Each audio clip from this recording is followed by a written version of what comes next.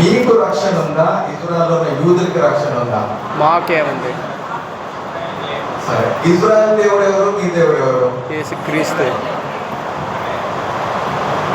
దేవుడు ఒకడే, కానీ నమ్మాల్సింది దేవుని కుమారుడైన రక్షకుడు అన్నమాట. హల్లెలూయా, హల్లెలూయా, హల్లెలూయా. ఆయన రక్షకుడు ఎందుకు నమ్మాలంటే ఆయన రక్షణ వల్లలోనే కృప ఉన్నది కనుక. హల్లెలూయా. కృప ఎక్కడా లేదు, ఆయనలో లేదు, ఆయన కుమారుడైన యేసులోనే ఉందన్నమాట. హల్లెలూయా. సో సౌలు హింసించింది యేసును నమ్మిన వారిని. హల్లెలూయా, హల్లెలూయా. అంటే సౌలు యూదుడుగా ఉన్నాడు, బెంజమిన్ గోత్రంకి సంబంధించిన వాడు. ఆయన అనుకుంటున్నాడు వీరు యెహోవా దేవుడిని సేవిస్తుంటే ఆయన ఒక్కడే దేవుడు గనక వీరు వచ్చి కొత్తగా యేసుని ప్రకటిస్తున్నారేంటి, ఇంకో దేవుడిని పరిచయం చేస్తున్నాడు ఏంటంటే అని సౌలు ఏం చేస్తాడంటే క్రైస్తవుని హింసించాడు అనమాట. హల్లెలూయా. సౌలుకి ఒక దినాన్ని వచ్చిన దర్శనము, అంటే దర్శనం ప్రకారం సౌల ఏల నన్ను హింసిస్తున్నావు అని చెప్పాడు అనమాట. హల్లెలూయా. అప్పుడు సౌలుకి అర్థమైంది ఏంటంటే ఆ సౌలు ఒకరిని హింసిస్తున్నాడని, ఆయనే యేసుక్రీస్తు అనమాట. హల్లెలూయా. ఎప్పుడైతే ఆ సౌలుకి అర్థమైందో ఆయన పౌలుగా మార్చబడ్డాడు. ఆ పౌలుగా మార్చబడినప్పుడు ఆయన ఏం చేస్తున్నాడంటే ఎవరైతే యేసుని అంగీకరించారో వారిని హింసించిన వాడే ఆ యేసు గురించి వారికే మరలా అన్యులకి అందరికీ ప్రకటన చేస్తున్నాడు అనమాట. హల్లెలూయా. కృప అంటే అదే అన్నమాట. హల్లెలూయా, హల్లెలూయా, హల్లెలూయా. సౌలుగా ఉన్నప్పుడు దేవుడికి రోషంగా ఉన్నాడని అనుకుంటున్నాడు, కానీ పౌలుగా ఉన్నప్పుడు దేవుడి చిత్తానికి లోబడి ఉన్నాడు అనమాట. హల్లెలూయా. ఇజ్రాయెల్లో కూడా దేవుడి చిత్తం చేస్తున్నారు, కానీ మన చిత్తము, తండ్రి చిత్తం మన పట్ల ఉన్నది ఒకటి, వారి పట్ల ఉన్నది ఒకటి అనమాట. హల్లెలూయా. వ్యత్యాసం ఉందా లేదా? మనకి ప్రభు శత్రువుని చంపమని చెప్పాడా? లేదు. ఇజ్రాయెల్ చెప్పాడా? ఇజ్రాయెల్ శత్రువు అంటే ఇంకా ఏ కేటగిరీ ఉండదు. శత్రువు అంటే ఇంకా చిన్నోళ్ళ, పెద్దోళ్ళ, ముసలోళ్ళ ఏముండదు. ఎందుకంటే శత్రువు అంటే వారు సాతానికి సంబంధించిన వాళ్ళలాగానే చూస్తారు కాబట్టి. వాళ్ళ శత్రువులాగా చూస్తాడు, కానీ ప్రభు మనకి ఏం చెప్పాడంటే ఈ శత్రువుని ప్రేమించి వారి గురించి ప్రార్థన చేయమని చెప్పాడు అన్నమాట. హల్లెలూయా. ఎందుకు తెలుసా? మనము యేసే కృప పొందుకున్నాం కనుక మన ద్వారా ఇతరులకి కృప ప్రవహించాలి కనుక. హల్లెలూయా, హల్లెలూయా. అందుకే ఇప్పుడు మనమైతే శత్రువులు, ఇప్పుడు యేసే, ఇప్పుడు సౌలు కూడా దేవుడికి శత్రువుగా ఉన్నాడు, కానీ ఎప్పుడైతే ఆయన కృప, ఆయన టైం వచ్చిందో, ఇప్పుడు సౌలుని ఆ పడిపోయినప్పుడు, అంటే గుర్రం నుండి పడిపోయినప్పుడు దేవుడు ఎన్నుకున్నాడా? ముందే ఎన్నుకున్నాడు. ఆయన చెప్తున్నాడు కదా, నేను తల్లి గర్భంలో పడినప్పుడే దేవుడు నన్ను ప్రత్యేకపరచాడు అని చెప్పాడు అనమాట. హల్లెలూయా, హల్లెలూయా. నేర్చుకోవాల్సింది ఏంటంటే ఏ పరిస్థితిలో ఉన్నా దేవుడు నిన్ను తల్లి గర్భంలో ఉన్నప్పుడే ఎన్నుకున్నాడు. హల్లెలూయా, హల్లెలూయా. దానికి పెద్ద డిబేట్ ఏం లేదు. ఎందుకంటే మన ఇక్కడ ఉన్న వారి కుటుంబాల్లోనే చాలా వరకు సొంత కుటుంబంలోనే యేసుని అంగీకరించిన వాళ్ళు మన ఫ్యామిలీలోనే ఉన్నారు. అంతనే కదా? అన్నదమ్ములు ఉంటారు, భక్తులు ఉంటాడు, బంధువులు ఉంటారు, స్నేహితులు ఉంటారు, ఉన్నారా లేదా? అంటే అర్థమైంది, క్లారిటీ వచ్చిందా లేదా? ఒకే తల్లి గర్భంలో పుట్టిన ఒకరేమో రక్షించబడ్డారు, ఇంకోరేమో రక్షించబడలేదు. హల్లెలూయా. అర్థం ఏంటంటే తల్లి గర్భంలో రక్షించబడిన నిన్ను దేవుడు ప్రత్యేకపరచుకున్నాడు అనమాట. హల్లెలూయా. అందుకు నువ్వు వారు రక్షణలో లేరు అనేది కొంచెం పక్కన పెట్టి నిన్ను రక్షించుకున్నాడు కదా, నీవు ఆయనకి స్తోత్రం చెప్పు. హల్లెలూయా. నీవు ఆయన్ని మహిమపరచు. హల్లెలూయా. నీవు ఆయన్ని సమర్పించుకొని అంతే అన్నమాట. హల్లెలూయా. ఎందుకంటే సౌలుగా ఉన్నప్పుడు యేసే రాజ్యానికి ఆయన నాశనం చేసేవాడుగా ఉన్నాడు, కానీ ఎప్పుడైతే ఆ ప్రభు ఏం చెప్పాడు తెలుసా? ఎలాగైతే నువ్వు హింసించావో నా ప్రజలని, నా కోసము నువ్వు అలాగే హింసించబడతావు అని చెప్పాడు అనమాట. హల్లెలూయా. సేమ్, ఏం తేడా లేదన్నమాట. అప్పుడేమో ఈయన హింసించాడు, ఇప్పుడేమో వాళ్ళు హింసిస్తారు అనమాట. హల్లెలూయా, హల్లెలూయా.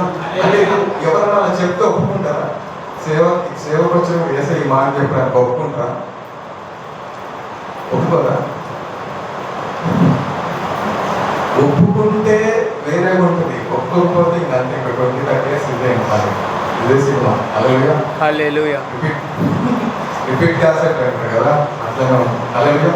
సో ఇక్కడ ఈ మూడు చాలా ప్రాముఖ్యమైనది. ఏంటంటే మనం ఈ తల్లి గర్భంలో ఉన్నప్పుడే ఆయన ప్రత్యేకపరుచుకున్నాడు. హల్లెలూయా. సెకండ్ ఏంటంటే ఆయన కృప చేత మనని పెంచాడు. ఫైనల్ ఏంటంటే వాడు నన్ను బట్టి దేవుణ్ణి మహిమపరచాడని చెప్పాడు అన్నమాట. హల్లెలూయా. సో మనము చేయాల్సిన పని ఒకటే. మీరు ఎంత ప్రార్థన చేస్తే మంచిదే, చేసిన ఎన్ని ఉపవాసాలు ఉన్నా మంచిదే, కానీ నమ్మాల్సినది నీ హృదయంలో ఉండాల్సిన మాట ఏంటంటే వారు నన్ను బట్టి దేవుణ్ణి మహిమపరచాడు అనమాట. హల్లెలూయా. ఈ ఆశపడినప్పుడు ఈ మాటలోని శక్తి ఎప్పుడైనా ఒకటే అండి. నేను చాలా చెప్పాను, అన్నిటికన్నా పెద్ద టాలెంట్ పైలట్ కావడము, ఇంజనీర్ అవడము ఇవన్నీ కాదు. నీ కళ్ళ ముందు ఉన్న దేవుడు వాక్యాన్ని ఇన్స్టాంట్ ప్రూఫ్ ఉంటుంది కదా, అట్లా ఇన్స్టాంట్ గా స్వీకరిస్తే అదే గొప్ప టాలెంట్ అనమాట. హల్లెలూయా. ఒకటి చెప్పి నీకు బోధించి నమ్మించేలాగా చేయడం అదంతా కన్నా కనపడుతుందా తీసేసుకోండి అంతే. దాన్ని ఎవరు నమ్మలేదు. అది శక్తివంతమైన విశ్వాసం. హల్లెలూయా. ఎందుకంటే నీకు ఏ డౌట్ లేదనమాట. హల్లెలూయా. హల్లెలూయా. క్రియేచర్ అన్నమాట. హల్లెలూయా. యు ఆర్ నాట్ లైక్ తోమా. హల్లెలూయా. తోమాకి ఎంత డౌట్ ఉందనంటే యేసే వస్తున్నా కానీ కనపడదా చేసుకోరు. హల్లెలూయా. ఏమో ఏ ఆలోచన ఏమో ఏ మంత్రమో ఏమో. హల్లెలూయా. కానీ యేసు ఏం చేశాడు? నువ్వు చూసి నమ్మావు, చూడక నమ్మిన వారు ఇంకా. హల్లెలూయా. హల్లెలూయా. నువ్వు ఎంత బలహీనంగా ఉండి దేవుడు మాటని ఎంత ఆధారం చేసుకుంటే నువ్వు అంత బలవంతుడిగా తిరిగి లేస్తావు. హల్లెలూయా. అందుకే పౌలు స్పష్టంగా చెప్పాడు, ఎప్పుడు నేను బలవంతున్నో అప్పుడు ఇంకా బలవంతుడు అని చెప్పాలి. హల్లెలూయా. లోక విధానం ఏముంటుందంటే నీకు 5,000 ఉద్యోగం ఉంటే సరిపోదు, 50,000కి వెళ్ళాలంటారు, తర్వాత 1,00,000కి వెళ్ళమంటారు, తర్వాత చర్చికి వెళ్ళొద్దు అంటారు అనమాట. హల్లెలూయా. కానీ ఇక్కడ దేవుడు ఏమంటాడు తెలుసా? నీకు ఎన్ని ఉంటే అవి తరుగుతా ఉంటాయి, ఆఖరికి నీకు ప్లాట్ఫామ్ దొరుకుతుంది, కానీ నువ్వు గొప్ప ఆశీర్వాదం తెలుసా? పరలోకము అంతా కూడా నీ వైపు. హల్లెలూయా. అందుకే వారు ఒక ప్రాంతానికి లేదు కానీ అదిగో భూమిని తల క్రిందులు చేసేవారుగా వచ్చాడు. హల్లెలూయా. మనకి దేవుడు భూమిని తల క్రిందులు చేయడానికి పిలిచాడు అనమాట. అందుకే అంకాపల్లితో ఆగిపోకండి. హల్లెలూయా. హల్లెలూయా. కూడా వెళ్ళండి. హల్లెలూయా. హల్లెలూయా. హల్లెలూయా. ఒక దగ్గర ఇల్లు ఉంటే అక్కడే ఉండాల్సింది. మా డాడీ ఇల్లు కోసమే అక్కడే ఉంటాడు. హల్లెలూయా. హల్లెలూయా. అప్పుడే చెప్పే ఇల్లు కడితే అక్కడే ఉంటారు మీరు. హల్లెలూయా. హల్లెలూయా. హల్లెలూయా. మనకి ఏ ఆధారం లేకపోతే దేవుడే ఆధారం అంటాడండి. హల్లెలూయా. హల్లెలూయా. హల్లెలూయా. హల్లెలూయా. హల్లెలూయా. చదువు రాకపోతే పరిశుద్ధాత్మ దేవుడు నీకు జ్ఞానం ఇస్తాడు అన్నమాట. హల్లెలూయా. మళ్ళా చెప్తున్నారు, అద్భుతం నాకు నచ్చింది భాషల వారు ఎందుకు తెలుసా? మనకి లేని సామర్థ్యం మనలో నుండి ఫ్రీగా రావడం. హల్లెలూయా. అది వెలివేయడం తెలుసుకుంటే వేరే ఉంటుంది అనమాట. హల్లెలూయా. సందర్భం వచ్చిన వాడు చెప్తాను, దేవుడు ఎట్లా పనిచేస్తాడంటే సాక్ష్యాల సమయంలో ఇది నా సాక్షి సమయం అనమాట. హల్లెలూయా. హల్లెలూయా. ఇప్పుడు జూలై 11 నిన్నే కదా. అవును. దేవుని మహాకృప బట్టి నిన్న జూలై 11 నా జీవితంలో స్పెషల్ ఏంటంటే ఫస్ట్ టైం నేను భాషలు మాట్లాడిన రోజు అనమాట నిన్న. హల్లెలూయా. హల్లెలూయా. హల్లెలూయా. ఫస్ట్ ఎక్స్పీరియన్స్ ఏంటంటే హల్లెలూయా అని భాషలో పాటలు వచ్చింది అనమాట. హల్లెలూయా. హల్లెలూయా. అంటే నేను 1.5 years వెయిట్ చేశాను అనమాట. హల్లెలూయా. కంటిన్యూస్ అంటే సాటర్డే సండే మనకి అదే పని, ఎక్కడ అభిషేకం ఉంటుందా, ఎక్కడ మీటింగ్ ఉంటుందా, అనుభవం ఎట్లా వస్తుంది. ఒక దినాన నా హృదయము తిరిగిపోయింది. అసలు దేవుడు నన్ను చూడట్లేదేమో అని అనుకున్న టైంలో ఏ రోజైతే నేను విశ్వాసంతో వెళ్ళామో అప్పుడు ఏమీ జరగల. వెళ్ళినట్టే వచ్చేవాడు. ఏ రోజైతే నా హృదయం తిరిగిపోయిందో ఆ రోజే నేను భాషలో మాట్లాడాను. హల్లెలూయా. హల్లెలూయా. హల్లెలూయా. హృదయాన్ని దేవుడు అలక్ష్యం చేయడం. హల్లెలూయా. ఎందుకంటే దానిలో యథార్థత ఉంటుంది అనమాట. హల్లెలూయా. హల్లెలూయా. కానీ దానికి దేవుడు యథార్థత అవసరం అనమాట. హల్లెలూయా. యథార్థత దేవుడికి ఎప్పుడు తెలిసిందంటే నా హృదయం తిరిగింది కనుక. హల్లెలూయా. ఒక అద్భుతం ఏంటి తెలుసా? నా బైక్ పోయింది తెలుసా? అందరికి తెలుసు కదా. దాని కూడా ఒక ఉంది టెస్ట్ మని. బైక్ పోవడం ఒక ఎత్తు. హల్లెలూయా. అదే బాధపడలేదు, ఎందుకంటే రక్షించబడడం ఇంపార్టెంట్ కాబట్టి. హల్లెలూయా. మా డాడీకి నెక్స్ట్ డే బైక్ పోయింది, మళ్ళీ ఇంకో బైక్ బ్లాక్ బండ్ వేసుకుని వస్తుంది కదా, అది మా డాడీ కొనిచ్చాడు. కానీ ఆ బైక్ పోయినప్పుడు మా తమ్ముడు అనమాట బైక్, అంటే మన హైదరాబాద్లో ఆ బైక్ యూజ్ చేసేవాడు. ఇప్పుడు మళ్ళీ బైక్ అంటే కొంటే వాడికే కదా కొన్నారు, నాకు రాదు కదా. మా డాడీ వాడికే కొనిచ్చాడు బైక్. అదే హల్లెలూయా. నీకోసమే బైక్ తీసుకో వాడుకోవాలి, పోయింది కదా ఇప్పుడు. ఆ బైక్ ఎప్పుడైతే తీసుకున్నామో మనకి అసలే కళ్ళు ఊరుకున్నాం, మనకి ఎటు పడితే అటు వెళ్ళిపోతాం. సో ఆ వెనకాల నెంబర్ ప్లేట్ ఉండగా అక్కడికి వెళ్ళి చూసా, ఆ బైక్ మీద ఒక డేట్ కనపడింది. నేను షాక్ అయిపోయాను అన్నమాట. అదే బైక్ తీసుకుంటుంది ఎవరి కోసం? తమ్ముడి కోసం. బైక్ ఎవరిది? తమ్ముడి. డేట్ మాత్రం నాకు సంబంధించింది ఉందన్నమాట. ఏముంది తెలుసా డేట్? జూలై 11th అని ఉంది. అంటే ఆ బైక్ మ్యానుఫ్యాక్చర్ అయిన రోజు అన్నమాట. ఆ జూలై 11th ఏదో నిన్ననే, నిన్న ఏంటో కాదు, నేను మొదటిసారి భాషలో మాట్లాడాను. ఆశ్చర్యం కాదు, బైక్ నా భాషల అభిషేకించబడిన రోజే నా దగ్గర రావడం ఆశ్చర్యం అన్నమాట. అర్థమవుతుందా? ఏది ముందుగానే మీరు సెట్ చేయకపోతే, ఆ బైక్ పోకపోతే ఈ బైక్ వచ్చిందా? ఏంటంటే బైక్ వాడుతున్నప్పుడు మనము భక్తిగా ఉంటాం కదా, ప్రార్థన మనమే చేయాల్సింది కొంచెం. అంటే నమ్మంగా కాదు, ఉన్న దాంట్లో నేనే కాదు, జస్ట్ ప్రేయర్ చేయమన్నప్పుడు మరి మా తమ్ముడు నాకు తెలుసు కదా, ప్రార్థన చేస్తే అది అబద్ధం అయిపోతుంది. ఇప్పుడు చాలా ప్రార్థన బలవంతంగా చేపిస్తాము. ప్రార్థన చేసుకోవడం చేసా, ఈ బైక్ మీ మహిమార్థమే వాడబడి కాక అని ఇలా మంచిగా వచ్చింది. ఏమో లే, వాడు ఎంత వాడుతున్నా బాగా ఒకసారి మనకు దొరుకుతుంది కదా బైక్ అని ప్రార్థన చేశా. వాడు 10 కిలోమీటర్లు కూడా దాని వెళ్ళలే, 16,000 కిలోమీటర్లు నేను సువార్త కోసం వాడాను అనమాట.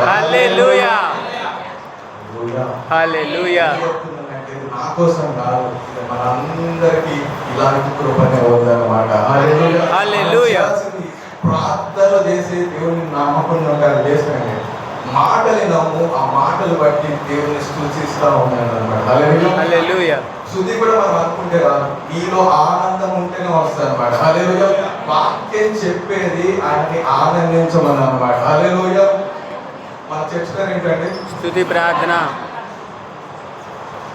ప్రార్థన మందిరం. స్తుతి ప్రార్థన మందిరం. ప్రార్థన స్తుతి మందిరం కాదు, కాదు. స్తుతి ప్రార్థన మందిరం. నాకు ఎప్పుడు ఒక ఎలా అనిపిస్తుంది, ఆలోచన తెలియదు, ప్రార్థన ఆపిస్తుంది మొదలు పెట్టిందని. హల్లెలూయా. ప్రార్థన ఆపడం అంటే ఎలా అంటే, ప్రార్థన ఇంతవరకు చేసిన ప్రార్థనని స్తుతిగా ఇంకా మనం తెలియజేద్దామని అనమాట. హల్లెలూయా. మన ప్రార్థనని స్తుతించేలాగా ఉండాలన్నమాట. హల్లెలూయా. ఇప్పుడు దావీదు ప్రార్థన ఎలా ఉంది? నీ కృప చొప్పున నన్ను కనికరించమని చెప్పాడు. నన్ను కనికరించమని చెప్పొచ్చు డైరెక్ట్ గా, నన్ను క్షమించని చెప్పొచ్చు. కానీ ఆయన ఏమంటాడు? నీ కృప చొప్పున నన్ను కనికరించము, నీ బహువాత్సల్యం చొప్పున నా అతిక్రమలను తుడిచివేయము అని చెప్పాడు. అంటే ఏదో కాదు, ఆయన ఏమైనాడో ఆయనకి తెలియజేయడం అనమాట. హల్లెలూయా. అందుకు మన దేవుడు నీ గురించి, ఈ వాక్యంలో నీకు ఆయన గురించి ఏదైనా తెలిస్తే అదే ఇంకా నీ లైసెన్స్ అనమాట. హల్లెలూయా. ఎందుకంటే దేవుడు మనకి ఎక్కడ దొరకలేదండి, వాక్యంలోనే దొరికాడు అనమాట. హల్లెలూయా. ఎప్పటికీ దొరకడం అసాధ్యం. అందుకే ఎందుకు ఆయన గురించి వాక్యంలోనే ఉంటుంది, ఆయన సమీపించరాని తేజస్సులో నివాసం చేసేవాడు అనమాట. హల్లెలూయా. సమీపించరాని తేజస్సులో నివాసం ఉంచేవాడు. అంటే మనం సూర్యుడిని డైరెక్ట్ చూడలేము, కానీ వెళ్తేనే బూడిదైపోతాం మధ్యలో. హల్లెలూయా. మరి కోట్ల స్టార్స్ ని, అంటే సూర్యుడు అంటే స్మాలెస్ట్ స్టార్ అంతేనే కదా, చిన్న చుక్కనే సూర్యుడు అన్నమాట. అన్నిటికన్నా చిన్నదే అంత పవర్ఫుల్ ఉంది. ఇక పెద్ద పెద్ద చుక్కలు అంటే ఆయనలో ఎంత శక్తి ఉందో ఒకసారి అర్థం చేసుకోండి. స్పేస్కి వెళ్ళడం ఈజీయా, పర్వతంకి వెళ్ళడం ఈజీయా? స్పేస్కి వెళ్ళడం. ఎంతమంది స్పేస్కి వెళ్ళడం ఈజీ అని మనం చెప్తారు కదా.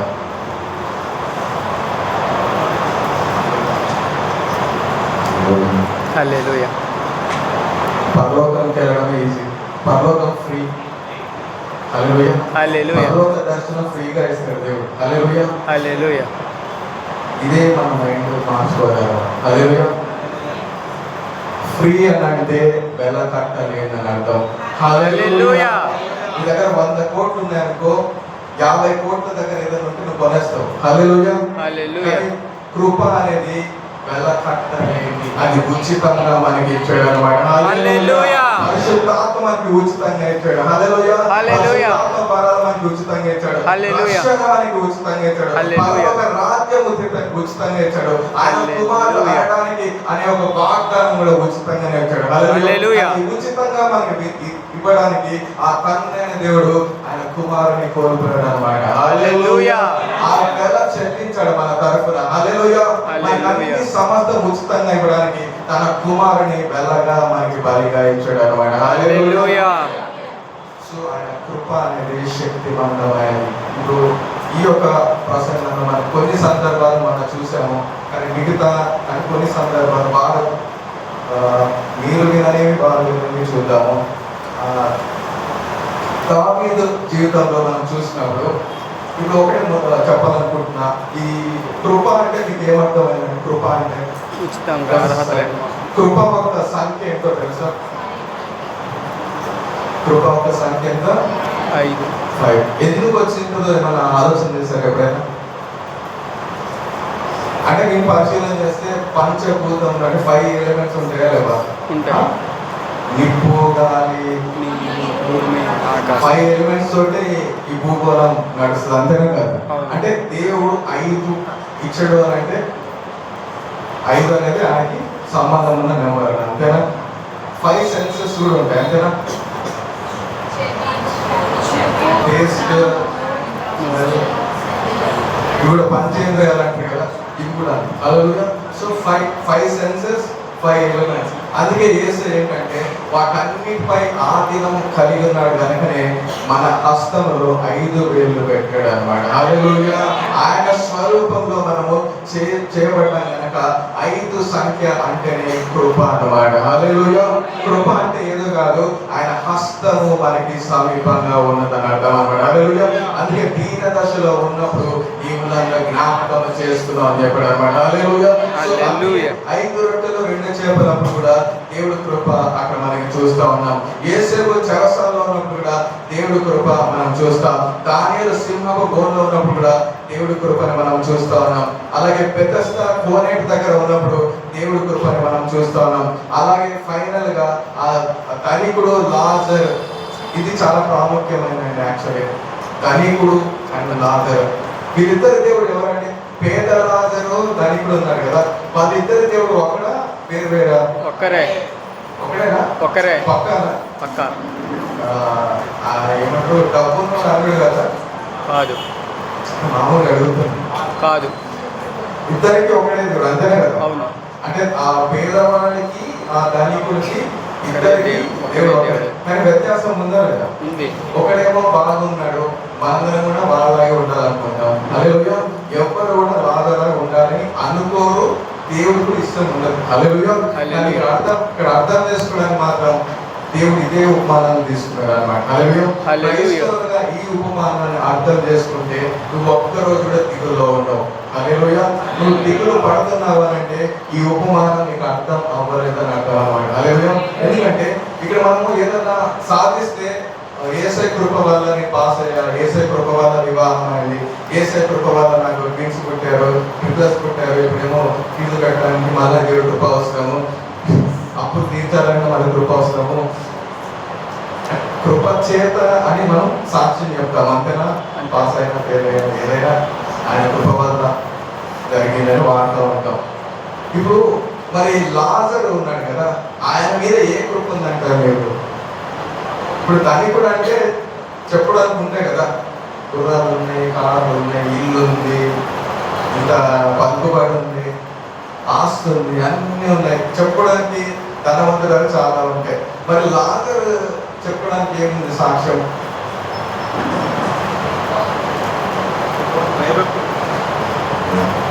లాజర్ దగ్గర ఏముంది? లాజర్ దగ్గర ఏముందో మనం క్లారిటీ తెలుసుకుందాం. లాజర్ దగ్గర ఎలా స్థితి అంటే ఆ ఇంట్లో తిన్న ఆహారం మిగిలినది కుక్కలకి వేస్తా ఉంటాడు. ఆ కుక్కలకి వేసినాడు మధ్యలో ఈ వ్యక్తి కనబడితే కొంచెం ఈయన అక్కడ వేసి ఇక్కడ వేస్తారేమో, లేదా అక్కడ వేసాకే ఈయన వెళ్తాడేమో. హల్లెలూయా. హల్లెలూయా. అక్కడ నెక్స్ట్ ఏంటి? ఆయన శరీరం అంతా కురుపులు ఉన్నాయి. హల్లెలూయా. కురుపులు ఉన్నాయి. కురుపులు ఉండడమే ఘోరం, అంతేనా కదా? అవును. కురుపులు ఉండడమే ఘోరం. ఘోరం. ఆ కురుపుల్ని మళ్ళా కుక్కలు మాటలు. హల్లెలూయా. హల్లెలూయా. ఇప్పుడు ధనికుడికి ఈ పేదవాళ్ళకి తేడా మనకి క్లారిటీ ఉందా? ఆయనకి ఏమున్నాయి, ఈయనకి ఏమున్నాయి అర్థమైందా లేదా? హల్లెలూయా. కానీ ఇద్దరు మరణించినప్పుడు ఏం తేలింది అని అంటే, ధనికుడి దగ్గర ఈ లోకాంతరమైన సమస్తం ఉన్నాయి, కానీ లాజరు దగ్గర సమస్తాన్ని సృజించిన ప్రభు రక్షణ ఉన్నది. హల్లెలూయా. హల్లెలూయా. హల్లెలూయా. అదే కృప. హల్లెలూయా. ఆయన ఏ విషయం కోసం దేవునికి స్తుతించాలా, ఏ విషయం పట్టడానికి కృతజ్ఞత చెప్పాలంటే ఆయనకు తెలిసిన విషయం ఏంటంటే నా రక్షకుడు సజీవుడు ఒక్కటే. హల్లెలూయా. నేను ఇక్కడ మరణిస్తే ఆయన యోధకత్వాన్ని నాకు తెలుసు అన్నమాట. హల్లెలూయా. హల్లెలూయా. ఆయన మరణించినప్పుడు వాడేమో నరకంలో పడ్డాడు, ఈయనేమో ఆ రోమను ఆనుకున్నాడు అన్నమాట. హల్లెలూయా. వారిద్దరికి దేవుడు ఒక్కడే, కానీ దేవుని తీసుకున్న విధానంలో వ్యత్యాసం ఉందన్నమాట. మరి ఈ ఉపమానం నిజంగా అర్థమైతే మనము ఏ విషయమైనా కంప్లైంట్ చేయడానికి అసలు ఆస్కారం అసలు ఛాన్సే లేదన్నమాట. హల్లెలూయా. ఆ వ్యక్తే దేవుని స్తుతించే స్థితిలో ఉన్నాడు అన్నమాట. హల్లెలూయా. అందుకే ఇక్కడ అర్థం చేసుకోవాల్సింది ఏంటంటే, క్రైస్తవులందరికీ రక్షణ తెలుసు కానీ రక్షణ ఆనందంలో కొనసాగరు. హల్లెలూయా. వాక్యం చెప్పేది రక్షణ ఆనందంలో కొనసాగబడాలన్నమాట. హల్లెలూయా. అది ఎట్లా వస్తుంది అంటే, నీకు రక్షణని ఎంత విలువగా అంటే, యేసే నా కోసం మరణించాడు, తిరిగి లేచాడు, ఆయన రాజ్యంలో ఆయన బిడ్డగా ఆయన కుమారుగా నన్ను చేశాడు, నేను నశించిపోయే వాడిని మరి నిత్య జీవంలో ఉన్నా అంటే ఏదైతే ఆ యేసయ్య నీ కోసం చేశాడు అది నువ్వు ఎంత విలువగా నీకు తెలిస్తే నీకు అంత రక్షణ ఆనందం అనేది బయలుపరచబడతాయి అన్నమాట. హల్లెలూయా. హల్లెలూయా. అంతే, దానిలో ఏ సీక్రెట్ లేదన్నమాట. ఇప్పుడు ఒక మాట మనం చూసుకుందాము, పౌలు భక్తుల జీవితాన్ని మనం చూస్తున్నాం కాబట్టి ఫిలిప్పీ పత్రిక 4:12 ఒకసారి చూద్దాం.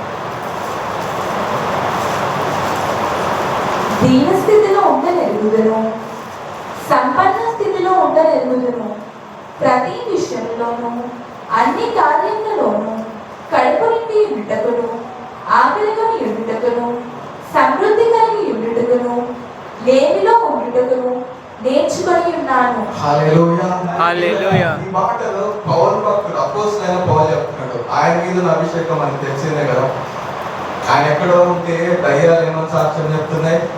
ఒక వ్యక్తి వెళ్ళాక దయ్యాలు పట్టిన ఒక వ్యక్తి దగ్గరికి వెళ్ళి యేసునామంలో మరి ఏం ట్రై చేస్తాడు, మొత్తానికి అయితే ఆ దయ్యాలని వెళ్ళగొట్టాలని ఒక వ్యక్తి ప్రయత్నం చేశాడంట. ఆ దయ్యం ఏం చెప్తుందంట తెలుసా, నాకు యేసు తెలుసు, పౌలు తెలుసు, నువ్వెవరు దాన్ని రివర్స్ కొట్టడం మొదలు పెట్టిందంట. హల్లెలూయా. అంటే దయ్యాలకి యేసు తెలిసే వనకాల, కానీ పౌలు నాకు యేసు తెలుసు పౌలు తెలుసు అంటే దయ్యానికి యేసయ్య పౌలు ఒకే రీతిగా కనపడుతున్నారు అన్నమాట. హల్లెలూయా. నిన్ను నన్ను కూడా అదే చేశాడు అన్నమాట. ఆయన దేవుడి కుమారుడు కనుక నీవు నన్ను కూడా దేవుడి కుమారుడు అనబడదు అని చెప్పాడు అన్నమాట. హల్లెలూయా. సో మనకి ఏ మాటలు అయితే గొప్పగా ఇచ్చాడో అవి స్వీకరిస్తే చాలు. ప్రతి పరిస్థితిలో మనం వాక్యంలో చూస్తే వారి శక్తి లేనప్పుడే దేవుడు సంపూర్ణ శక్తిని మనం చూశారనమాట. హల్లెలూయా. నా జీవితంలో అంతే, ఏముందిలే అయిపోయింది అనుకున్న రోజు నుండి మొత్తం మారిపోయింది అనమాట. హల్లెలూయా. మొత్తం అంటే మొత్తం ఇంకా హల్లెలూయా. హల్లెలూయా. సౌలుతో పోవాలన్నమాట ఇంకా. హల్లెలూయా. చెప్పగలం. సో ఇక్కడ ఈ పౌలు ఏం మాట్లాడుతున్నాడు ఒకసారి, ఇది చాలా ప్రాముఖ్యమైన మాటలు ఒకసారి చూద్దామండి. దీన స్థితిలో ఉండనెరుగుదును, సంపన్న స్థితిలో ఉండనెరుగుదును, ప్రతి విషయంలో అన్ని కార్యములను కడుపు నిండుటయు ఆకలిగొని ఉండుటకును, సమృద్ధి కలిగి ఉండుటకును, లేమిలో ఉండుటకును నేర్చుకొని ఉన్నాను. హల్లెలూయా. హల్లెలూయా. అపోస్తలుడైన పౌలు అంట ఈ విషయాల్లో నేర్చుకున్నాడు అంటండి. హల్లెలూయా.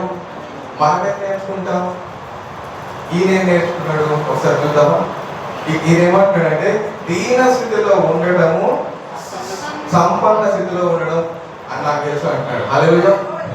అంటే అర్థం ఏంటంటే, నేను ఎవరన్నా నన్ను చిన్న గుడిసెల్లోకి ఆహ్వానించిన అక్కడ పండుకుంటా, ఎవరైనా ప్రైమ్ మినిస్టర్ పిలిచాడనుకో వారి గెస్ట్ హౌస్ కూడా పండుకుంటా. అంటే కంఫర్ట్ లో నేను ఉంటాను, నేల మీద అయినా ఉంటాను, అంటే దీన స్థితిలో నేను ఉంటాను, సంపన్న స్థితిలో కూడా నేను ఉండడం నేర్చుకున్నాను చెప్పాడు. హల్లెలూయా. హల్లెలూయా. నాకు వచ్చిన ప్రాబ్లం ఏంటంటే ఎప్పుడు సంపన్న దృష్టి వైపే ఉంటుంది అన్నమాట. హల్లెలూయా. ఒకసారి యేసయ్య జీవితాన్ని పరిశీలన చేద్దాం. ఒకసారి యేసయ్య సంపన్నుడా లేకపోతే అబ్రహాం సంపన్నుడా? అబ్రహాం.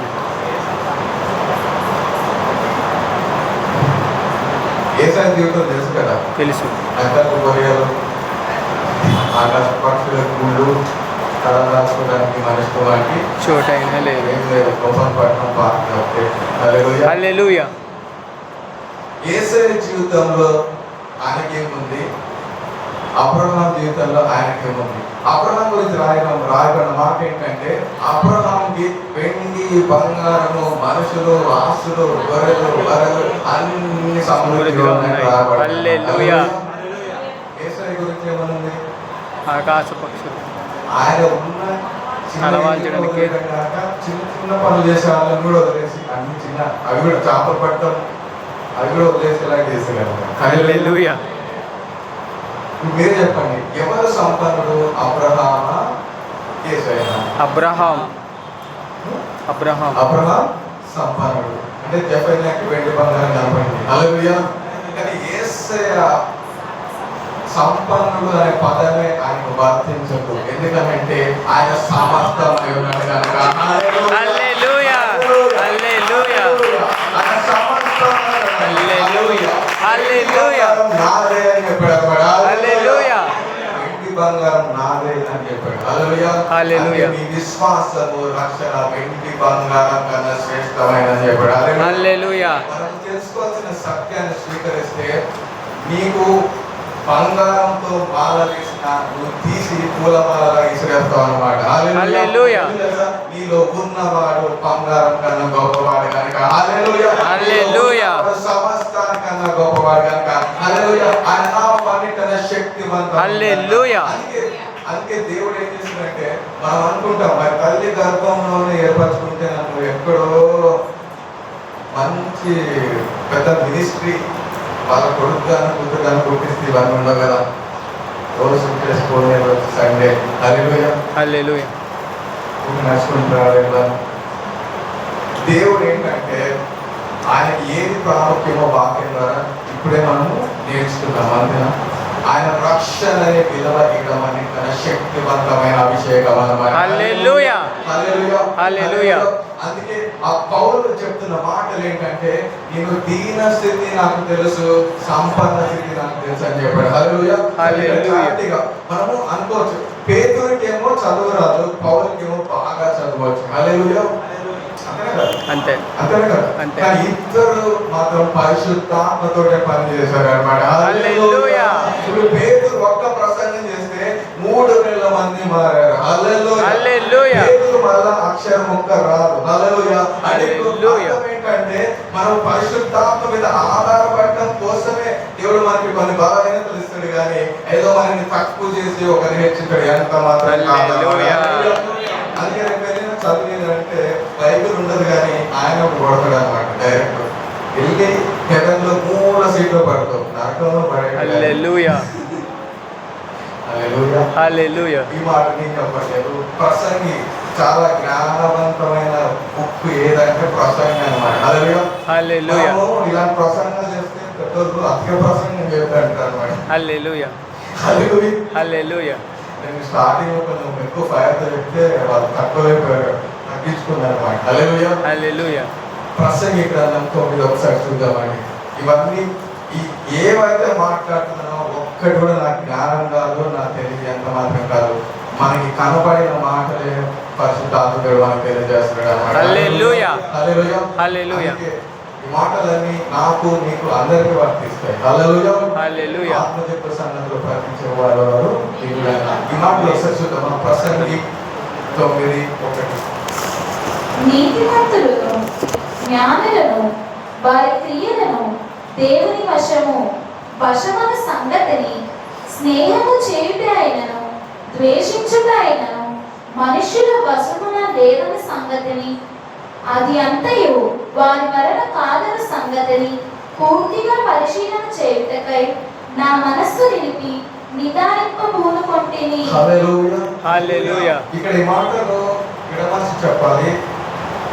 ఎట్లా అంటే నీతిమంతులను జ్ఞానులను వారి క్రియలను దేవుని వశము. హల్లెలూయా. హల్లెలూయా.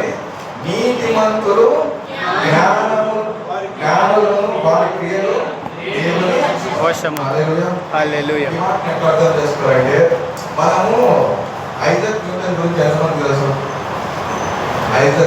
ఐజాక్ న్యూటన్ ఒక పెద్ద గొప్ప సైంటిస్ట్ అన్నమాట.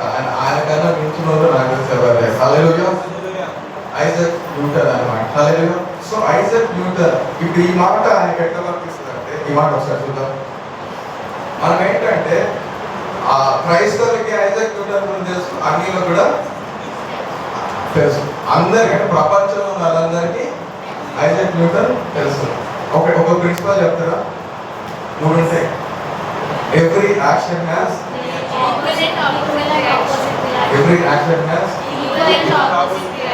అంతేనా? అంటే ఏంటంటే మామూలు మనకు అర్థమయ్యేటట్టు చెప్పాలంటే ఒకరిని చంప మీద కొడితే ఇంకోటి అదే చేతితో చంప మీద కొడతాం. ఆపోజిట్ రియాక్షన్ అదే అనమాట. హల్లెలూయా. కానీ దేవుడు మనకి ఏం చెప్పాడంటే ఒక సైడ్ రియాక్షన్ వస్తే నువ్వు రెస్పాండ్ కాదని చెప్పాడు. హల్లెలూయా. హల్లెలూయా. హల్లెలూయా. మాటలు నీతిమంతులను జ్ఞానులు వారి క్రియలను దేవుని వశము. హల్లెలూయా. హల్లెలూయా. అంటే ఈ మాటకి లోకం ఏమంటుందంటే ఐజాక్ న్యూటన్, ఆల్బర్ట్ ఐన్స్టైన్ చాలా జ్ఞానవంతులు, వాళ్ళు ఎన్నో కనిపెట్టారు, వాళ్ళు ఎన్నో ఆవిష్కరించారు అని మనం అనుకుంటాం. అంటే అందరూ ఆ వ్యక్తిని పొగుడతారు. కానీ ఇక్కడ వాక్యం ఏం చెప్తుంది తెలుసా? వారి క్రియలు ఆ జ్ఞానము దేవుడి యొక్క. హల్లెలూయా. హల్లెలూయా. హల్లెలూయా. హల్లెలూయా. అందుకే పేతురుకి చదువు లేకపోయినా ఆయన ప్రసంగం చేస్తే ఆయన 3000 నశించిపోయేవారిని సంపాదించుకున్నాడు అనమాట. హల్లెలూయా. పౌలు కూడా సేవ చేశాడు, కానీ ఆయన ప్రసంగించినప్పుడు మాత్రం అంత 3000 మంది మీ రక్షణ అంటే తక్కువ అని చెప్పట్లేదు. మనము పరిశుద్ధాత్మ మనందరితో పనిచేస్తాడు, కానీ మన బట్టి ఎంత మాత్రం కాదు, మనలో ఉన్న యేసే కృప బట్టి అది జరుగుతుంది అనమాట. హల్లెలూయా. యేసే రక్తం ఉన్నది కనుక పరిశుద్ధాత్మ మనతో పనిచేస్తున్నాడు. అసలు ఆశ్చర్యం ఏంటంటే మనలో పాపం ఉన్నప్పుడు కూడా పరిశుద్ధాత్ముడు మనతో పనిచేస్తాడు. ఎందుకు తెలుసా? ఆయన చూస్తున్నది ఆయన రక్తముని కాబట్టి, యేసే రక్తంని మనపై చూస్తున్నాడు కనుక అన్నమాట. హల్లెలూయా. అందుకే మన ప్రాణముని ఆత్మని వాక్యము విభజన చేసింది అన్నమాట. హల్లెలూయా. మనము నీటిలో ఇప్పుడు నీటిలో ఆయిల్ వేస్తే కలుస్తుందా? కలవదు. అంటే ఆయిల్ వాడుతుంది నీళ్ళు, కానీ కలవదు కదా. కలవదు. దేవుడు మన అలాగే చేశాడు. ఏం చేస్తా? తన వాక్యముతో మన ప్రాణముని తన ఆత్మని మనలో పెట్టి అది కలవకుండా చేశాడు అనమాట. హల్లెలూయా. అది కలవకుండా ఉంటే కనుకనే నువ్వు పాపంలో ఉన్నా నువ్వు ప్రార్థన చేయగలవు. హల్లెలూయా. హల్లెలూయా. హల్లెలూయా. అంటే నువ్వు పాపం చేయమని చెప్పట్లా. నీ యొక్క పాప యొక్క జీవితము ఆత్మీయ జీవితం హెచ్చించబడినప్పుడు అదే ఆటోమేటిక్ గా బలము తగ్గిపోతుంది అన్నమాట. హల్లెలూయా. కానీ ఒకటే చేయాలి ఏంటంటే నీకు ఏ స్థితిలో ఉన్నా దేవుని మాత్రం వెంబడిస్తూనే ఉండాలన్నమాట. హల్లెలూయా. దావీదు జీవితంలో నేర్చుకోవాల్సింది అదేంటంటే ఆయన తప్పులు చేసిన, ఘోరమైన తప్పులు మనకన్నా చేసిన ఆయన మాత్రము దేవుడు వైపే తిరిగాడు. అంటే ఆయననే నన్ను క్షమిస్తాడు. అంటే దేవుడే ఆప్షన్ ఇస్తాడు ఏంటంటే నా చేతిలో పడతావా మనుషుల చేతికి నేను అప్పచెప్పాను అంటాడు అనమాట. హల్లెలూయా.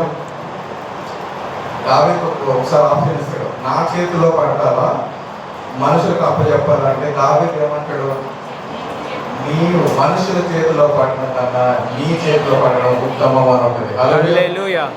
ఇంకోటి చెప్తాను మీకు డేంజరస్ స్క్రిప్చర్ ఏంటంటే హెబ్రీ పత్రిక 10 ఏమనుంటుంది తెలుసా? మనుషుల చేత కన్నా దేవుడి చేతిలో పడడం అనేది భయంకరమని ఉంటుంది అనమాట. హల్లెలూయా.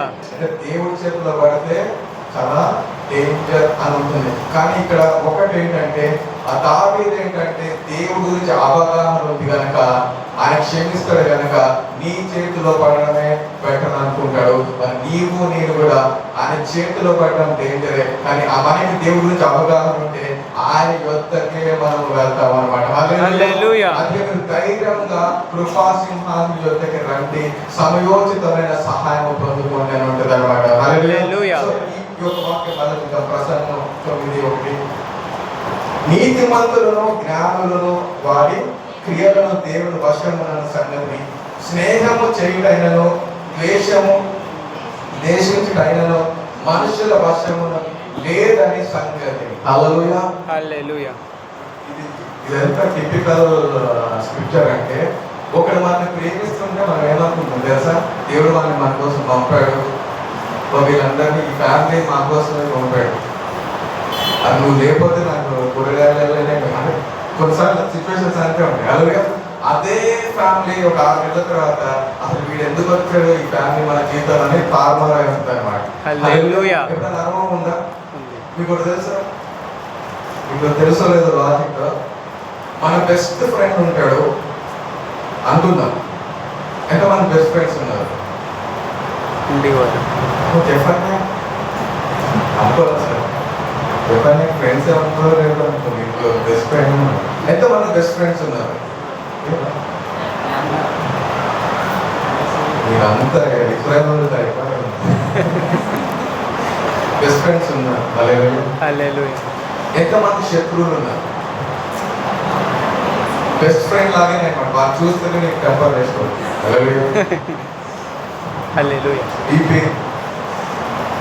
శత్రువులు ఉన్నారు ఇప్పటికీ, ఇన్ని ప్రసంగాలు ఇంటూ. హల్లెలూయా. ఇక్కడ వాక్యం ఏమన్నా తెలుసా? నీకు ఒకటి శత్రువుగా ఉన్న స్నేహితుడైనా, ఒకడు నీకు ద్వేషించేవాడైనా, ఇద్దరు నా వశంలో ఉన్నాడని. హల్లెలూయా. హల్లెలూయా. నీతిమంతులు జ్ఞానుల క్రియలు ఆయన వశమే అంట. ఒకటి నీకు ప్రేమించాలన్నా ద్వేషించాలన్నా వాళ్ళిద్దరు కూడా ఆయన హ్యాండ్లోనే ఉన్నారంట. హల్లెలూయా. నెక్స్ట్, అదంతయు వారి వలన కాదని సంగతిని పూర్తిగా పరిశీలన చేయుటకై నా మనస్సు నిలిపి నిదానించి కూరుకొంటిని. దేవుడితో గేమ్స్ ఆడప్పుడు ఆయన అన్ని మాస్టర్ ప్లాన్ అన్నమాట. హల్లెలూయా. ఫస్ట్ నీకు ఎరేస్తాడు. హల్లెలూయా.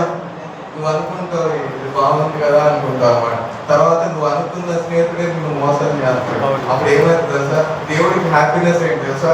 వాడు మోసం చేయడం వల్ల వీడు దేవుడికి దగ్గర అవుతాడు అన్నమాట. హల్లెలూయా. దేవుడి పాయింట్ అంతా ఒకటే, నేను ఎంత ప్రేమిస్తున్నానో తెలుసుకోవడానికి నీకు ఈ బ్రతికిచ్చానని. హల్లెలూయా. శాశ్వతమైన ప్రేమతో నేను ప్రేమించున్నాను అన్నమాట. హల్లెలూయా. పొసెసివ్నెస్ అని ఉంటుంది తెలుసా? పొసెసివ్నెస్ అంటే పొసెసివ్ అని అంటే మనము ఇంట్లోని బయటికి మొదలుకొని బస్సు ఎక్కేవా అంటే పొసెసివ్నెస్ అంటే ఇక కంటిన్యూస్ ర్యాంపేజ్ అనమాట. అంటే ఏదో టిఫిన్ పెట్టుకుంటే ఫోన్ వస్తుంది, మీరు దానిమంటే ఫోన్ గంటకి. అంటే వాళ్ళ దృష్టిలో అదొక కేరింగ్, లేకపోతే అదొక ప్రేమ. కానీ మనకి తెలిసిందంటే వాడు సతాయిస్తున్నాడు అని. అంతేనా కదా? అవును. నీకు ప్రేమ అయితే ఆనందించాల. ఎప్పుడైతే ఆ ప్రేమలో ఆనందం లేదో పొసెసివ్ అన్నమాట. హల్లెలూయా. దేవుడు ఏంటో సార్ అందరికన్నా గొప్ప ప్రేమికుడు. Hallelujah. Hallelujah. Hallelujah. Hallelujah. Hallelujah. Jesus thank you. I love you Jesus. Hallelujah. Hallelujah. పాయింట్లలో ఉంటే నీ మీద ఎవరికి హక్కు లేదు అని. ఆమేన్. హల్లెలూయా. అందుకే నేను సర్వశక్తిమంతుడైన మీకు దేవుడును తండ్రినై ఉన్నానని చెప్తారు అన్నమాట. హల్లెలూయా. పాత నిబంధనలో ఆయన సర్వశక్తిమంతుడు అని వాళ్ళు తెలుసుకున్నారు. కానీ నూతన నిబంధన మీరు నాకు పిల్లలైనారు, నేను సర్వశక్తిమంతుడైన దేవుడై ఉన్నానని చెప్పాడు అన్నమాట. హల్లెలూయా. అంటే కృప అంటే అదే అన్నమాట. ఎందుకు మన జీవితంలో ఎందుకు కొన్నాళ్ళు వస్తానంటే ప్రతిదీ దేవుడు ఆయన యొద్దకి వచ్చేలాగే చేస్తుంది అన్నమాట. హల్లెలూయా. మనది ఏదైనా కానీ ఎన్ని మనం ప్రాబ్లం చూస్తాం. అక్కడ మీరు ఇదే గుర్తుపెట్టుకోవాలి, ఆ యొక్క ధనికుడికి ఏమో ఎన్నో చెప్పుకోవడానికి ఉన్నాయి, కానీ ఆఖరికి దేవుడికి దూరమైన జీవితంలో ఉన్నాడు. కానీ ఇక్కడ వ్యక్తి మాత్రం చెప్పుకోవడానికి మన 3 పూట్ల అన్నం దొరకడం కాదు, ఆయనకున్న స్థితిని చెప్తున్నా అర్థం చేసుకుంటున్నారా? ఒక్క టన్నా ఉందా? లేదు. ఆయన శరీరంలో ఉన్న కురుకులు కుక్కలు నాకుతున్న స్థితిలో ఉన్నాయి. ఆయనకి ఆహారం కుక్కల్ని ఆయనకి ఒకటే. హల్లెలూయా. హల్లెలూయా. ఆ స్థితిలో కూడా ఆయన మరణించినప్పుడు అబ్రహాం గురించి ఏ సాక్ష్యం ఉన్నది? వెండి బంగారం అన్నిట్లో ఐశ్వర్యవంతుడు అన్నమాట. హల్లెలూయా. హల్లెలూయా. అలాంటి వాడిని చేరలేదు. కానీ దేవుడు ఏం చేశాడు సార్? అన్ని కూడా ఆయన అబ్రహాం ఆశీర్వాదానికి కర్త అయిన ఆయన రోమన్ అనుకునేలాగా చేశాడు అన్నమాట. హల్లెలూయా. ఎందుకు అంటే యేసు కృప ఆ వ్యక్తిపై ఉన్నది కనుక. హల్లెలూయా. మనము ఈ యొక్క ఉపమానం బట్టి ఆయన స్తుతించే వారిని ఉండాలండి. ఒక మాట మనం చూసుకుందాం. ఇది చాలా ప్రాముఖ్యమైనది. కీర్తన 50:23.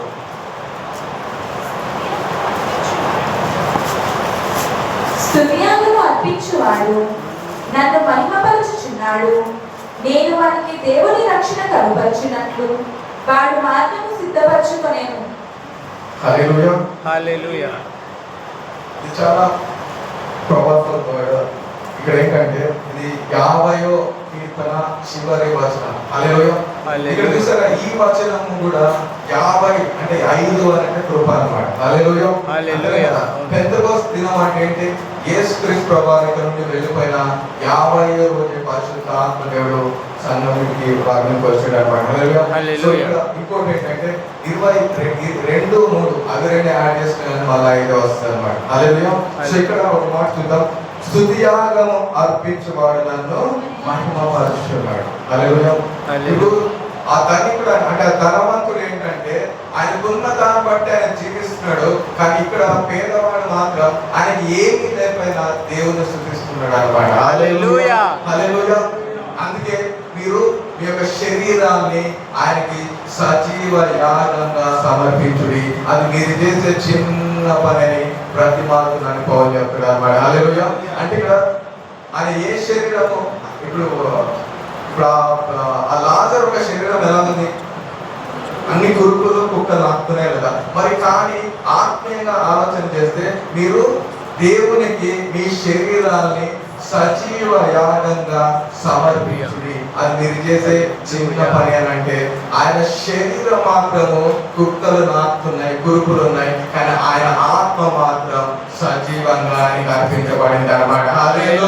అందుకే ఏ రోజైతే ఆయన శరీరాన్ని వదిలేశాడో మహిమ శరీరంతో ఆ అబ్రహాం రోమను అనుకున్నాడు అన్నమాట. హల్లెలూయా. మన పట్ల కూడా మరి ఎంత కృప ఉన్నదో ఒకసారి అర్థం చేసుకోవాలి. మనకి ఆ యొక్క లాజరు జీవితాన్ని మనము పోల్చుకుంటా ఉంటే మనం ఎంత కృపలో ఉన్నామో ఒకసారి అర్థం చేసుకోవాలి. ఆయనకి ఏమీ లేకుండానే అబ్రహాం రోమను అనుకున్నాడు. మరి మనకి ఎంతో దేవుడు ఇచ్చాడు కనుక మరి మనం ఇంకెంత స్తుతియాగం అని కల్పించాలి ఒకసారి పరిశీలన చేసుకోవాలి. ఈ భూమి మీద అంతా ఏంటి తెలుసా? దేవుడికి కృతజ్ఞత అంటే దేవుడికి థ్యాంక్ యూ, గ్లోరీ టు దై నేమ్ అంటే నీకు మహిమ కలుగునుగాక, యేసయ్య నీకు స్తోత్రం తండ్రి అంటే ఆయనకి కృతజ్ఞతాస్తుతులు అలాగే స్తుతి చెప్పకుండా చేయడమే ఈ లోక వ్యవస్థ అన్నమాట. హల్లెలూయా. ఈ యొక్క ఉపమానం బట్టి ఆయన దగ్గర ఏమీ లేదు, కానీ ఆయన కృతజ్ఞతలు చెల్లిస్తున్నాడు, స్తోత్రం స్తుతి చెప్తున్నాడు అన్నమాట. హల్లెలూయా. సో అది చెయ్యకుండానే ఈ లోక వ్యవస్థ అంతా కూడా ఉంటా ఉంటది. అది పూర్తిగా చదువుదామా? 23. స్తుతియాగము అర్పించువాడు నన్ను మహిమపరచుచున్నాడు. హల్లెలూయా. అంటే స్తుతియాగం ఆయన స్తుతించే ఏదైతే పెరుగుందో నోరుందో హృదయం ఉందో ఆయనని మహిమపరుస్తుంది అన్నమాట. హల్లెలూయా. మనం అనుకుంటాం మనకు కలిగి ఉన్న ఆస్తులు దేవుని మహిమపరుస్తాయని. హల్లెలూయా. దేవుడు ఏదైనా ఇస్తే అది దేవుడికి మహిమ అని అనుకుంటాం. దేవుడు ఏదైనా ప్రణాళికలో మహిమ తెచ్చుకోగలడు. కానీ ఈ ప్రసంగంలో ఏంటంటే మనకి లేకపోతే ఆయన మనం మహిమ పరచట్లేదని మోసపోవద్దు. హల్లెలూయా. నీకు ఉన్న నోరు ఆయనని మహిమపరచవచ్చు. ఎలాగా? స్తుతియాగం అర్పించేవాడు దేవుడిని మహిమపరిచేవాడు అన్నమాట. హల్లెలూయా. గొప్ప కార్యాలు చేయాల్సిన అవసరం రా. నీ హృదయం ఎప్పుడైతే ఆయన స్తుతిస్తాడో ఆయన మహిమపరుస్తున్నావు అన్నమాట. హల్లెలూయా. ఎప్పుడైతే నువ్వు ఆయన మహిమపరుస్తావో ఆయన నిన్ను ఎంత మహిమపరుస్తాడో అదే నీ జీవితం అయినది అన్నమాట. అందుకే ఎంత ఆయన పిలిచాడో నీతిమంతులుగా చేశాడో వారిని దేవుడు మహిమపరచనుంది అన్నమాట. హల్లెలూయా. హల్లెలూయా. హల్లెలూయా. ఇప్పుడు మనందరినీ ఏ రీతిగా మహిమపరచడానికి మీరు ఏం చెప్తారు? ఇక్కడ మనకున్న మహిమ ఏంటో మీకు తెలుసా? ప్రకటన గ్రంథం 5వ అధ్యాయం మొదటి వచనం ఫస్ట్ తర్వాత 10వ వచనం చూద్దాం. మరియు లోపటను వెలుపటను రాత కలిగి 7 ముద్రలు గట్టిగా వేసి ఉన్న ఒక గ్రంథము సింహాసనమునందు ఆసీనుడై యుండువాని కుడి చేత చూచి తిని.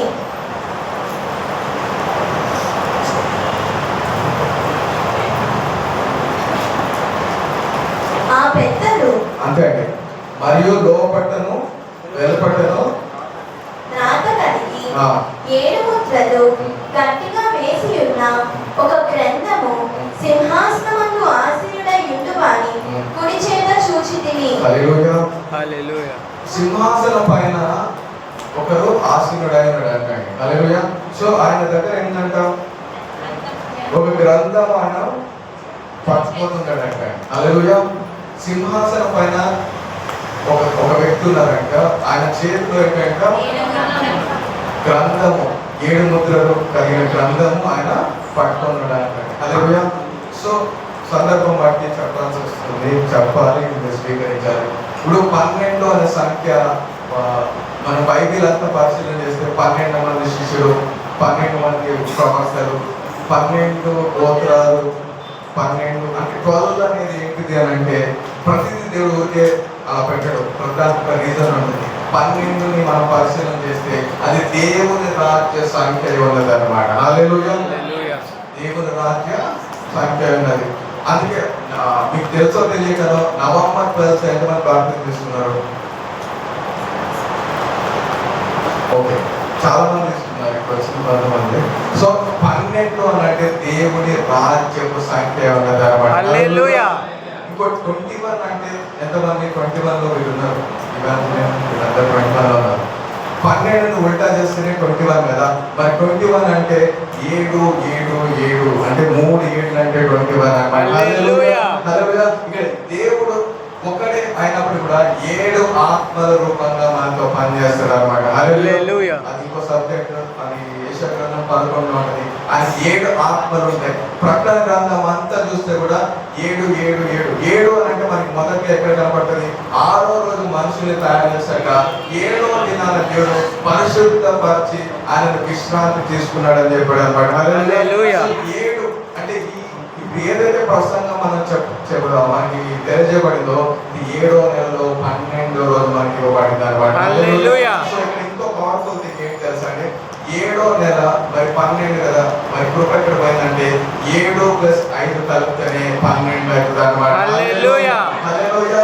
అందుకే ఈ నంబర్స్ బట్టి ఏంటంటే ఈ సంఘము పైన దేవుని కృప బాగా ఉన్నది. హల్లెలూయా. మనం చేయాల్సింది ఏంటంటే ప్రార్థన చేసే వాళ్ళు ప్రార్థన చేయండి, స్తుతిని ఇంకా పెంచుతూ వెళ్ళండి అన్నమాట. హల్లెలూయా. మీరు స్తుతిస్తా ఉంటే దేవుడి ఆనందంలో మీరు పరవశించిపోతారు అన్నమాట. హల్లెలూయా.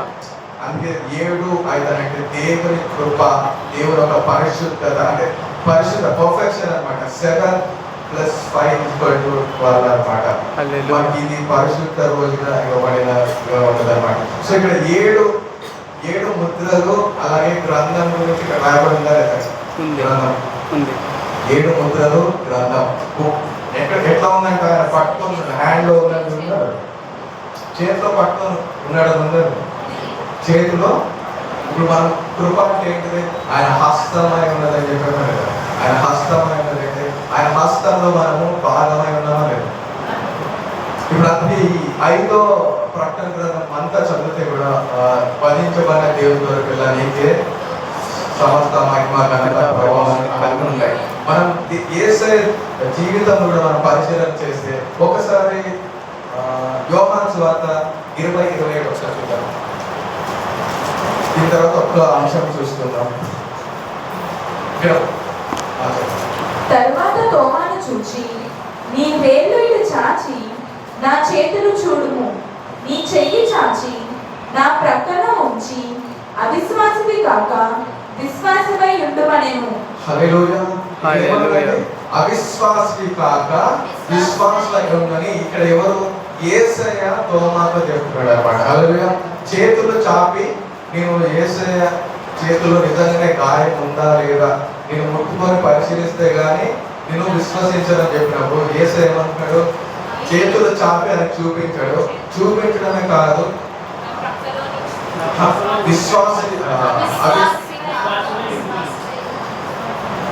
అవిశ్వాసి కాక విశ్వాసమై ఉండమని చెప్పాడు. హల్లెలూయా. నెక్స్ట్ మాట ఏమని చెప్పాడంటే, నువ్వు చూసి నమ్మావు, చూడక నమ్మిన వారు ఇంకా ధన్యులు అని చెప్పాడు. హల్లెలూయా. సో ఇక్కడ యేసయ్య తోమ ఏం చేస్తాడు? యేసయ్య గాయములని పరిశీలన చేస్తున్నాడు. మన యేసయ్య గాయములను కూడా మనము పరిశీలన చేస్తే 5 చోట్ల ఆయన గాయము, ఆయన ఈ హస్తంలో మేకు కొట్టబడింది, ఈ యొక్క హస్తంలో మేకు కొట్టబడింది, 2 కాళ్ళు కలిపి మేకులు కొట్టబడ్డాయి. ఓకేనా? అంతేనా? చివరిగా ఏంటంటే ఆయన పక్కలో బల్లెంతో కూడా ఆయనకి గాయమైంది అనమాట. సో ఈ 2 చేతులు 2 కాళ్ళు ఈ యొక్క శరీర భాగం అంతా తీసుకుంటే మనము మన స్థానంలో ప్రభు మరణించడానికి స్పష్టమవుతుంది అనమాట. హల్లెలూయా. ఫైనల్ థింగ్ ఏంటంటే మన తరఫున ఆయన గాయంలో పాలయ్యాడు. కానీ ఎందుకు తెలుసా? ఆయన మనము సంఘమైన శరీరమైన మనకి ఆయన శిరస్సుగా ఉండడానికి అనమాట. హల్లెలూయా. హల్లెలూయా. ఇప్పుడు మనం ఆయన శరీర భాగమై ఉన్నామా లేదా? ఇంకో హైలైట్ ఏంటంటే ఈ యొక్క వచనము ఎఫెసీ పత్రిక 5:23 ఉంటుంది అనమాట. హల్లెలూయా. కృప అనేది కూడా ఇక్కడ మనం చూస్తాం. ఒక 2 వచనాలు చూసి మనం ముగించుకుందాం. అపోస్తల కార్యం 5:31 చూద్దాం. ఇశ్రాయేలునకు మారుమనస్సును, పాప క్షమాపణను దయచేయుటకై దేవుడు ఆయనను అధిపతిగాను రక్షకునిగాను తన దక్షిణ హస్త బలము చేత హెచ్చించి ఉన్నాడు. హల్లెలూయా. హల్లెలూయా. ఇశ్రాయేలుకు మారు మనసును, పాప క్షమాపణను దయచేయుటకై దేవుడైన అధిపతి, దేవుడు ఆయనని అధిపతిగాను రక్షకుగాను తన దక్షిణ హస్త బలము చేత హెచ్చించి ఉన్నాడు అనమాట. హల్లెలూయా. హల్లెలూయా. ఇశ్రాయేల్ వాళ్ళకైతే మారు మనసు లేదు, కానీ మనందరికైతే మారు మనసు ఉందా లేదా? హల్లెలూయా. సో మారు మనసు మనకు ఉంది, అలాగే పాప క్షమాపణ మనం పొందుకున్నాం. నెక్స్ట్ ఏంటంటే దయచేటంటే దేవుడు ఆయనను అధిపతిగాను రక్షకునిగాను. హల్లెలూయా. హల్లెలూయా. యేసయ్య నాకు అధిపతి అయి ఉన్నాడు. యేసయ్య నాకు అధిపతి అయి ఉన్నాడు. యేసయ్య నాకు రక్షకుడై ఉన్నాడు. యేసయ్య నాకు రక్షకుడై ఉన్నాడు. యేసయ్య నాకు అధిపతి అయి ఉన్నాడు. యేసయ్య నాకు అధిపతి అయి ఉన్నాడు. యేసయ్య నాకు రక్షకుడై ఉన్నాడు. యేసయ్య నాకు రక్షకుడై ఉన్నాడు. హల్లెలూయా. తన దక్షిణ హస్తమును చేత హెచ్చించి ఉన్నాడు అన్నమాట. హల్లెలూయా. హల్లెలూయా. హస్తముతో దేవుడు యేసయ్యని హెచ్చించున్నాడు అంటే. హల్లెలూయా. ఎగ్జాంపుల్ ఏంటంటే మనం అర్థం అవ్వాలంటే యేసయ్య నీటిపై నడుస్తున్నాడు, పేతురు కూడా నీటిపై నడుస్తున్నాడు. అంటే ఫస్ట్ ఏంటంటే యేసయ్య నీటిపై నడుస్తున్నాడు అనేది చూశాడు, తర్వాత పేతురు కూడా ఆశ పుట్టి నేను కూడా నీటిపై నడవాలని చూస్తాడు. కానీ యేసయ్య నడుస్తున్నాడు, ఆయన నడుస్తున్నాడు. అలలో తుఫాను రేగగానే ఈయన కొంచెం అలజడి చెందాడు. అలజడి చెందగానే నీటిలో మునిగిపోయాడు. అప్పుడు యేసయ్య ఏం చేశాడంటే రమ్ము పైకి అని హ్యాండ్ ఇచ్చాడు అనమాట. కృప అంటే అదే అనమాట. హల్లెలూయా. ఆయన చెయ్యి మనకి బలముగా చాచబడింది అనమాట. హల్లెలూయా. ఇక్కడ రాయబడిన మాట ఏంటంటే మనం మారు మనసు పొందాము, రక్షణ పొందాము కనుక మనకి ఏంటంటే ఆయన అధిపతిగాను రక్షకుడిగా ఉన్నాడు అనమాట. ఆయన హస్తము మన పట్ల బలముగా ఉన్నది. హల్లెలూయా. హల్లెలూయా. ఫైనల్ ఒక మాట మనం చూసి ముగించుకుందాం. యోహాను సువార్త 10:28 చూద్దామండి.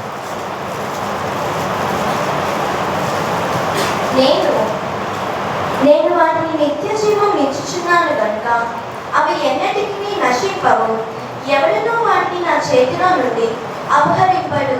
హల్లెలూయా. హల్లెలూయా. నేను వాటికి నిత్య జీవము ఇచ్చుచున్నాను కనుక. ఒక నిమిషం అండి.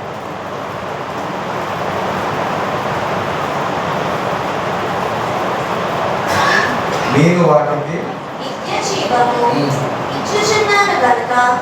ఒక నిమిషం. ఇక్కడ నేను వాటికి నిత్య జీవం అని అంటే ఎవరు ఆ వాటికి అంటే ఎవరికి ఇస్తున్నట్టు? ఎవరు? నేను వాటికి నిత్య జీవము ఇచ్చుచున్నాను గనక అవి ఎన్నటికీ నశించవని. హల్లెలూయా. హల్లెలూయా.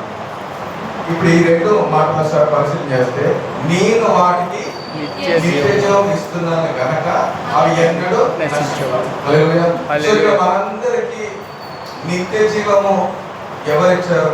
యేసుక్రీస్తు. అంతేనా? అంతే. పాస్టర్ ప్రేమ వల్ల వచ్చిందా? కాదు. లేదా బైబిల్ బాగా చదవడం వలన? కాదు. లేదా మీరు ఏమన్నా యేసయ్య దగ్గర సీక్రెట్ కీ చేస్తున్నారా? కాదు.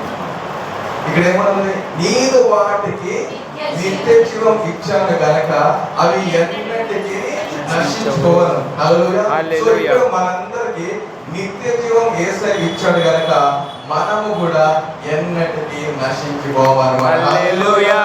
ఇక్కడ ఇచ్చినది యేసయ్య గనక ఆయన నిత్య జీవం ఒకసారి ఇచ్చాడు అని అంటే మనం ఎన్నటికీ నశించుకోవు అనేది మన విశ్వాసమైనది అన్నమాట. హల్లెలూయా. ఎందుకు మనం నశించుకోము? నెక్స్ట్ చదువుతాం అందులోనే. వాటిని నాకు ఇచ్చిన నా తండ్రి ఎవడును వాటిని నా చేతిలో నుండి అపహరింపడు. ఎవడును వాటిని నా చేతిలో నుండి ఎవరు అపహరించడం అన్నమాట. హల్లెలూయా. హల్లెలూయా. మనం ఆయన చేతిలో ఉన్నామా లేదా? ఉన్నాం. ఆయన హస్తం మనకు ఉందా లేదా? ఉంది. బలంగా ఉందా లేదా? ఉంది. నేను వాటికి నిత్య జీవం ఇచ్చాను గనక అవి ఎన్నటికీ నశించుకోవు. నెక్స్ట్ ఏంటంటే ఎవడును నా చేతిలో నుండి అపహరించడం అన్నమాట. హల్లెలూయా. సో ఇదే మన ఏమంటారు రక్షణ సువార్త అన్నమాట. హల్లెలూయా. మన కోసం ఆయన మరణించాడు గనక మనం ఆయన చేతిలో ఆయన హస్తంలో ఉన్నాం గనక మనని ఎవడు అపహరించలేడు అన్నమాట. హల్లెలూయా. మనం విశ్వసించాల్సినది స్వీకరించాల్సిన మాట ఇది. అందరం చెప్తామా? నాకు యేసయ్య నిత్య జీవం ఇచ్చాడు. నాకు యేసయ్య నిత్య జీవం ఇచ్చారు. నేను ఎన్నటికీ నశించిపోను. నేను ఎన్నటికీ నశించిపోను. ఎందుకంటే యేసయ్య కృప నాపై ఉన్నది కనుక. ఎందుకంటే యేసయ్య కృప నాపై ఉన్నది కనుక. నాపై హెచ్చుగా ఉన్నది. యేసయ్య కృప నాపై హెచ్చుగా ఉన్నది. నశించను.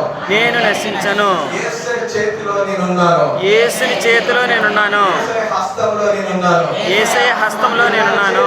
ఉన్నాను గనుక నేను ఆయన చేతిలో ఉన్నాను కనుక ఎవరు అపహరించలేరు. నన్ను ఎవరు అపహరించలేరు. చేతిలో ఉన్నాను గనుక నేను అతని చేతిలో ఉన్నాను కనుక అపహరించలేరు. హల్లెలూయా. ఆమేన్. హల్లెలూయా. హల్లెలూయా. హల్లెలూయా.